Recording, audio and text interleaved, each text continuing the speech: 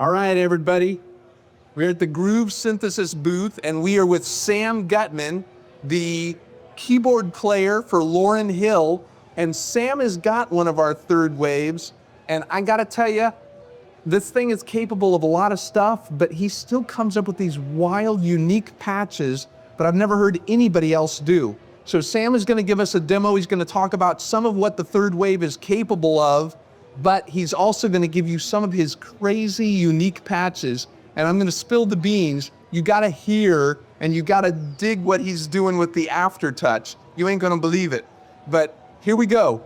Sam, take it away. Thank you so much, Bob. How you guys doing? Can everybody hear me, and can everybody hear this? I can hear that really well. Okay, that is right behind me, blasting. Thank you guys so much for coming. I assume if you're here, you know a little bit something about wavetable synthesis already. Maybe you're already a little bit interested in this, but the third wave, that's what we're talking about today, by Groove Synthesis. So you probably know it for sounds like this, like what I just played.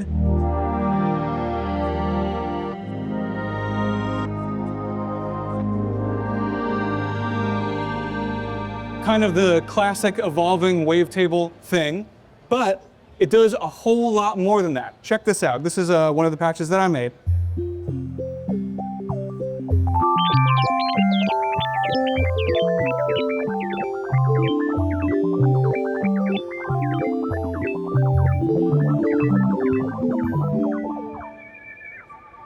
So it does a whole broad range of things. I'm gonna play a few other patches too, just start with some of my favorites. Oh yeah.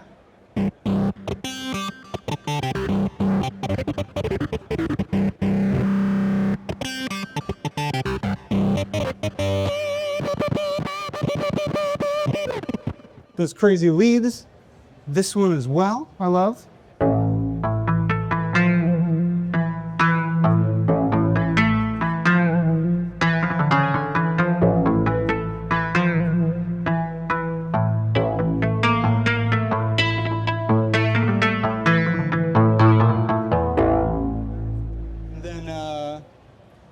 One more.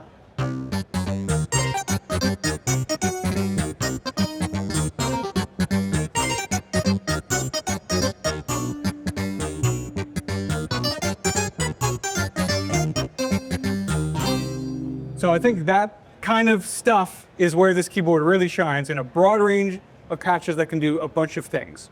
So it does a whole lot more than wavetables. It goes way deeper than maybe you thought.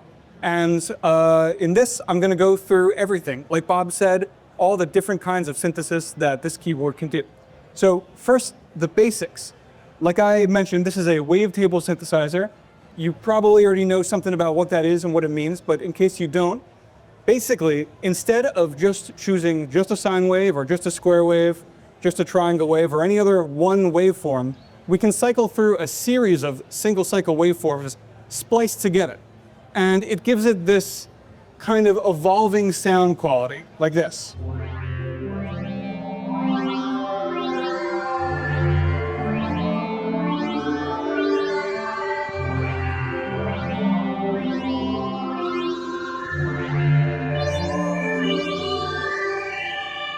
So that kind of thing started with a keyboard called the PPG Wave in the 80s, and now it's everywhere. It's in a whole bunch of other hardware synthesizers. It's in your DAW. And the third wave is a nod to the PPG. If you know about the PPG, you can kind of tell that just from looking at it, because they're both bright blue. But it does a bunch of other stuff. It does analog subtractive synthesis. It does FM. It even gets into some additive synthesis, because it's got the layers to support that. And it pulls a few really interesting tricks that really set it apart. The wave envelope is a really special feature, and everything that it can do with layering. So we're gonna get into all that. Okay, so first, classic wavetable synthesis. First, I will show you some patches that are remakes of the original PPG patches.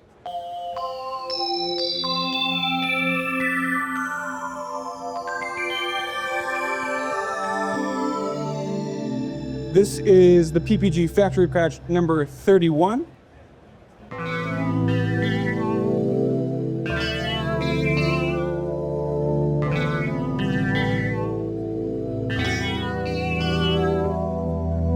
That is the factory patch number 9. And then this is number 16.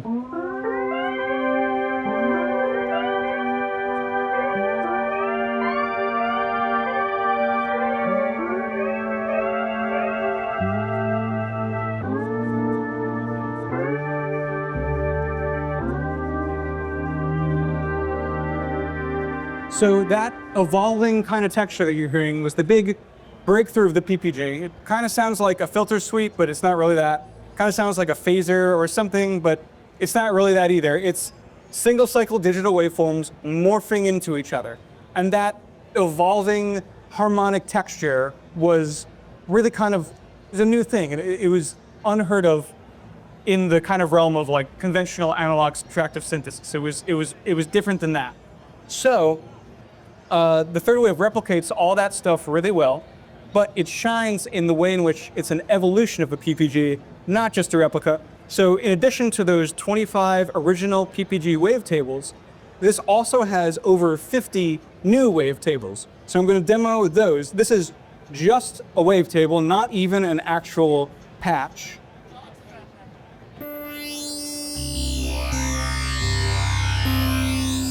It kind of sounds like the desert sand level in Mario 64. You guys know that one?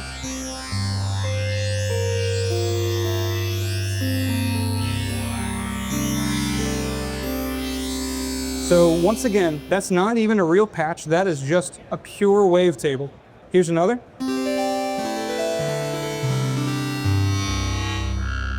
So you can kind of hear that there's more going on than those original PPG wavetables, and that allows for modern kind of wavetable patches like this.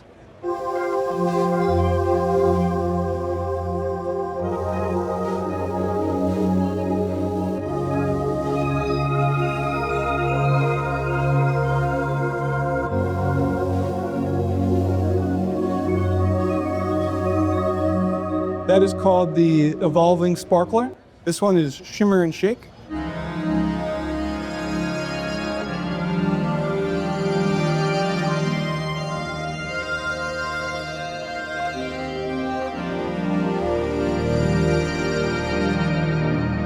It's got that nice shimmer if you hold it out.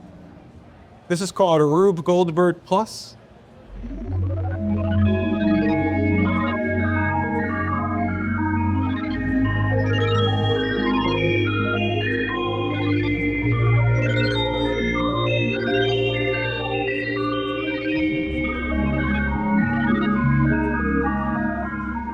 Love that one. So these are kind of the wavetable sounds of the future. Still very much grounded in that original PPG approach, but with modern wavetables and in a modern context. Cool. So one of the other things that I love about this is that it does analog subtractive synthesis really, really well. So I'm going to pull up Square Wave.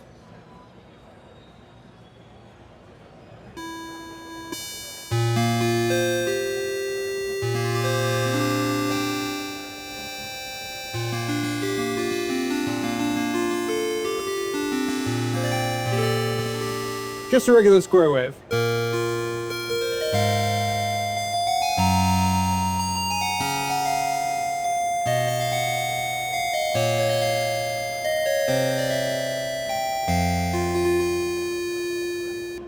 Triangle wave.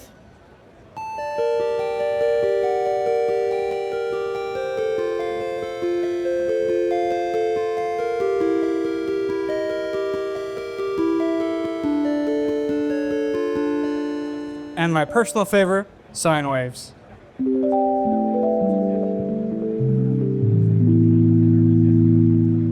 So here are a few patches based on that analog subtractive approach.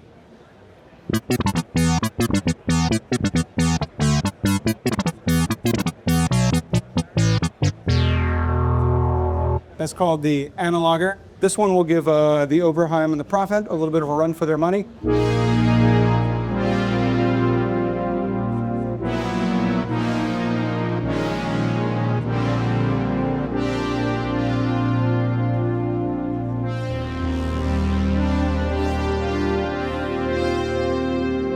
classic saw brass patch. Plucky Squares, this is called. Turn that release down.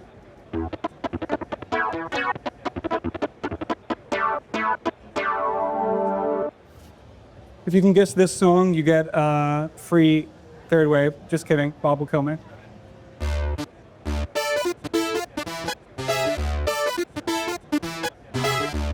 Anybody know that? Proclamation by Gentle Giant. You guys need to listen to more prog, apparently. So the subtractive part is, of course, the filter. And it's very much like what you have on an Oberheim, an SEM type filter. It's got two into an analog 2140 filter, same as on a Prophet 5.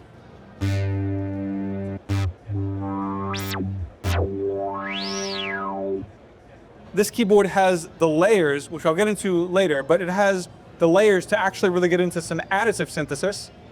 This is a patch that I made with like 12 sine waves, basically. So it's got a fundamental tone, which is a sine wave.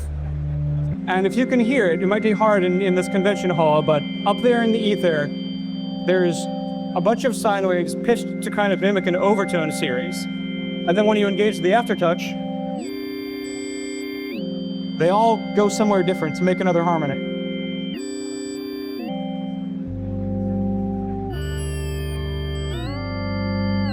This is the kind of thing that you can only really do on a keyboard that has crazy layering capabilities. Gonna move on to FM. So where you have sine waves, it's not that long until you start wanting FM as well. So here's a little demo of just the kind of basic capability. So here's one sine wave, another sine wave, and then I will use the mod matrix to modulate the frequency of oscillator 1 with oscillator 2. Just so you can hear the basic thing. I'm not actually one of the rocket scientists that can legitimately program FM, but here is some patches that are based on FM.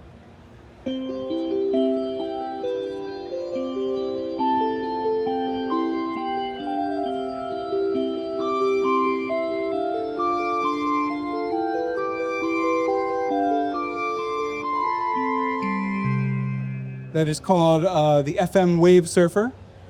This is Harp Igloo.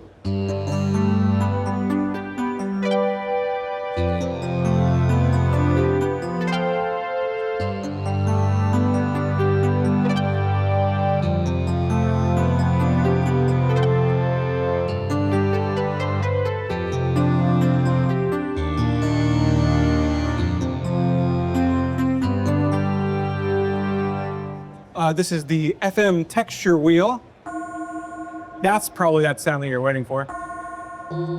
You know it's real FM when it makes you want Taco Bell. And then next, we're going to get into some sampling. The third wave can support up to 30 seconds of 16-bit, 48 kilohertz mono samples. And you can import them via USB. You can also record them right into the board via the quarter-inch in on the back.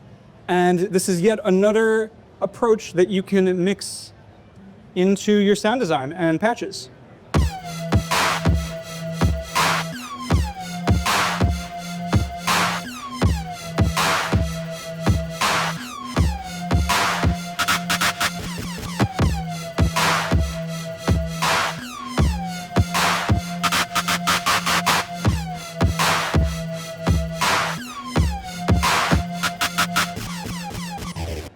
Very cool.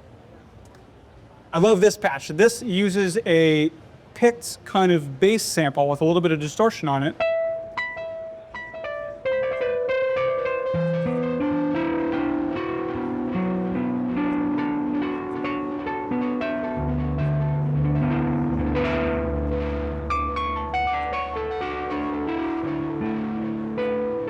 So we're departing very far from what you'd expect out of a kind of a conventional wavetable synthesizer with all this stuff. This is called Circuit Glitch Drums. I love this patch.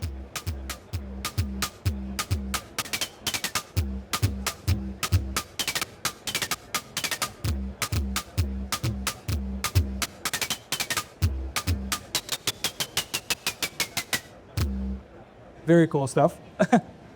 Okay, so those are the basic kinds of synthesis that this keyboard can do, and now it's all about combining them. And this is where this keyboard really shines. It does really, really special things with layering.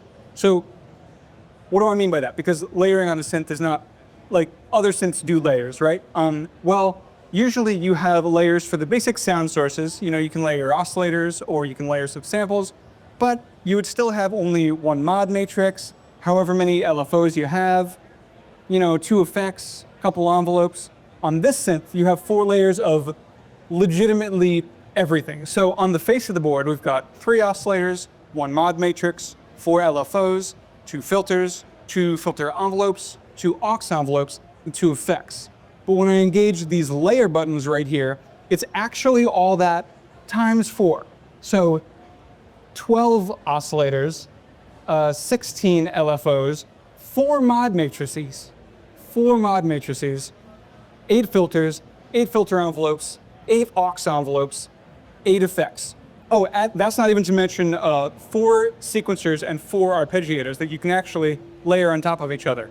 So that's an astounding amount of power to have on a synthesizer. And it's an astounding amount of power to have with something that's a knob per function interface, where kind of what you see is what you get, and you can manipulate everything that you're hearing in real time, and you're really only menu diving to go into the mod matrix. So here's a few patches that kind of show off the power of all those layers. This is the patch, one of the factory patches that I made that Bob was alluding to earlier. This is called pitch slaps. So this is the first layer. It's a simple sine wave, bends up an octave upon release. If I hold it out, you hear this ghostly higher layer come in. And if you engage the aftertouch, the third layer comes out, which is this arpeggiator. And you can hear layer 1 bend down an octave to kind of make room for it. So layer 1 bends down, arpeggiator comes in. Notice how the second layer, the high layer, doesn't bend anywhere. And this is the kind of like complex layering that you can only do when you have layering in this specific way. Here's another one. This is demonstrating 4 different arpeggiators. So I'll bring them in one by one. Here's number 1, number 2, number 3,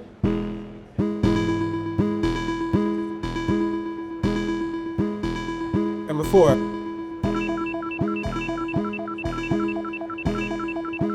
So that's a lot of power and all that layout.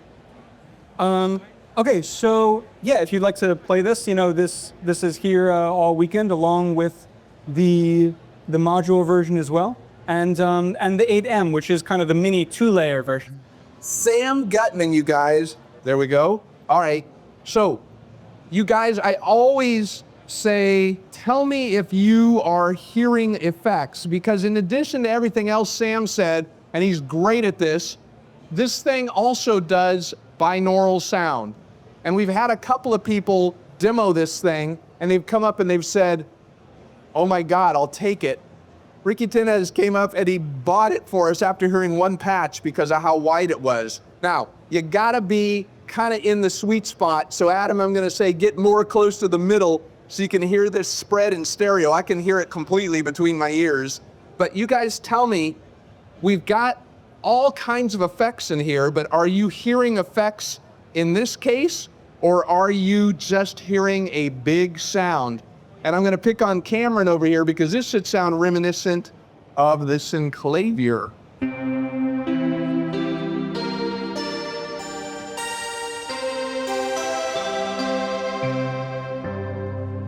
Now, are you hearing effects on that sound, or you are not hearing effects on that sound? Anybody gonna take a guess? 0 effects, you got it. Because what we're doing is we're taking part of the voices and putting them on the left, part of the voices and putting them on the right, and then we are moving through a wavetable, which Sam already told you about, at slightly different rates. Dig this one here.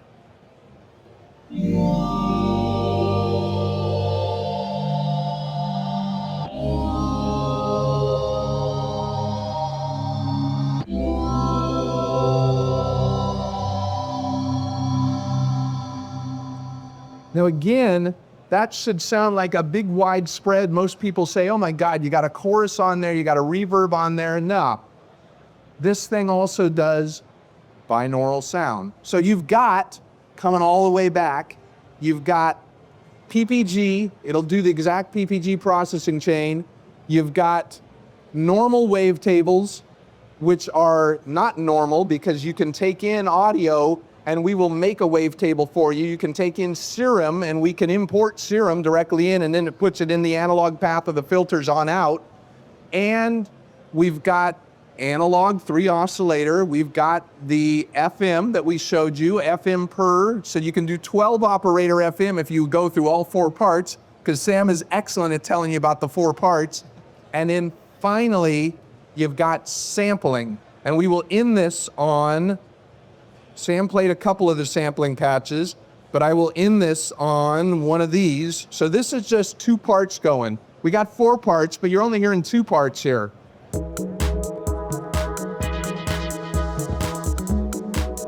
And if I go here, that sequencer has got all of that you need in order to do your mixes as well. So there you go. You've got 4-part multi-timbral, but you are also able to mix and match. If Roger Lynn was here, because I already said this about it earlier, this has got an MPC style sequencer on it. So it's a drum machine pattern-based sequencer that you put into songs. And Sam played this patch, but I'm gonna play what's in the sequencer anyway, and we will end it with this. So this kind of knocks you dead, especially when you're in Germany. They really loved it. So that is samples of drums going through the filter, getting obliterated in saturation. And then you've got also analog synthesis, plain old analog synthesis going on at the same time. Let's hear it for Sam Gutman. Thanks so much, guys. Thank you for coming. And Bob, thanks for making such an amazing keyboard. Oh yeah, thank you.